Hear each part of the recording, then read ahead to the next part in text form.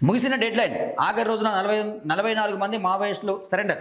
ఛత్తీస్గఢ్లో 35 మంది, గచ్చిరోడిలో 9 మంది లొంగుబాట్ల గడువు ముగిసింది. ఇక ఎన్కౌంటర్లే. ఒడిశా ఏడీజీపీ చెప్తా ఉన్నాడు. ఇక అయిపోయింది, డెడ్లైన్ ఇచ్చేసినాం, మార్చి 31 వరకు మీకు డెడ్లైన్ ఇచ్చినాం. సో ఇక లొంగుబాటుకు తావులేదు, సో ఎన్కౌంటర్ చేస్తామని చెప్పి చెప్తా ఉన్నారు. సో ఇది సరైన నిర్ణయం కాదు. అవకాశం ఇవ్వాలా, చంపడం పరిష్కారం కాదు, ఎన్కౌంటర్ అనేది పరిష్కారం కాదు. ఇది దేశంలో నక్సలిజం అంతం చేయడానికి కేంద్ర హోంమంత్రి అమిత్ షా విధించిన డెడ్లైన్ నిన్నటితో ముగిసింది.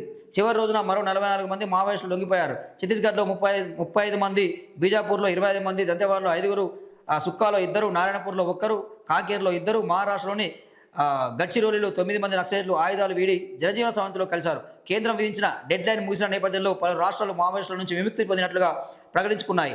మావోయిస్టు పార్టీ పొలిట్ బ్యూరో కేంద్ర కమిటీ లేదని 21 మందిలో ఒక్కరు మినహా వారంతా లొంగిపోయారని, లేదా అరెస్ట్ అయ్యారని, లేదా ఎన్కౌంటర్ అయ్యారని కేంద్ర హోంమంత్రి అమిత్ షా మొన్న పార్లమెంట్లో వెల్లడించారు. దాదాపుగా దేశంలో నక్సలిజం అంతమైపోయిందని డెడ్లైన్కు ఒక రోజు ముందు ప్రకటించారు. తమ రాష్ట్రంలో నక్సలిజం లేదని మొన్న ఆంధ్రప్రదేశ్ ప్రకటించింది. తమ రాష్ట్రం నుంచి ఉద్యమంలో చాలా తక్కువ సంఖ్యలో మాత్రమే ఉన్నారని తెలంగాణ వెల్లడించింది. సుమారు డజన్ మంది నక్సలైట్లు మిగిలారని, వారి లక్ష్యంగానే ఆపరేషన్ చేపడతామని ఒడిశా పేర్కొంది.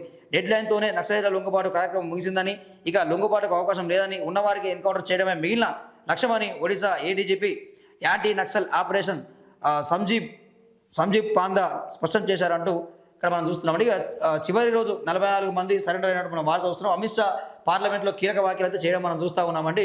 సో ఇది మావోయిస్ట్ అనేది మన సిద్ధాంతం కాదు, ఇది విదేశాలకు సంబంధించిన సిద్ధాంతం, ఇక మావో సిద్ధాంతం, ఇది మన భారతీయ సిద్ధాంతాలు కావని చెప్పి ఆయన పార్లమెంట్లో వ్యాఖ్యలు చేయడం మనం చూస్తూ ఉన్నాం.